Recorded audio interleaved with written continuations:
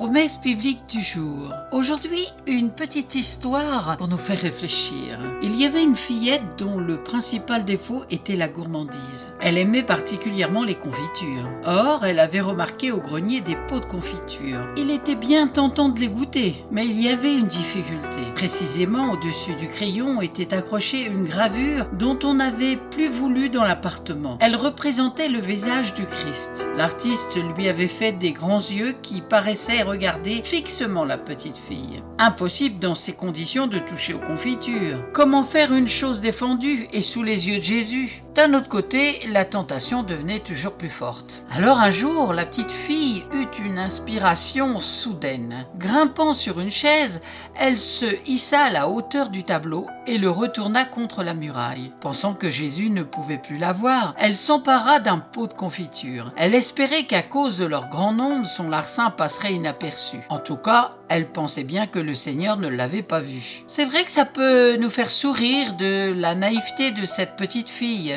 Mais en fait, la plupart des êtres humains sont comme elle. Ne voyant pas Dieu, ils s'imaginent que Dieu ne peut pas les voir. Combien leur conduite serait différente s'ils étaient persuadés de la vérité de ce qui est écrit dans le psaume 139 du verset 7 à 12. Où fuirais-je loin de ta face? Si je monte aux cieux, tu y es. Si je me couche au séjour des morts, t'y voilà. Si je prends les ailes de l'aurore et que j'aille habiter aux extrémités de la terre, là aussi, ta main me conduira et ta droite me saisira. Si je dis, au moins les ténèbres me couvriront, la nuit deviendra lumière autour de moi. Même les ténèbres ne sont pas obscures pour toi. La nuit brille comme le jour et les ténèbres comme la lumière. Amen. Soyez bénis.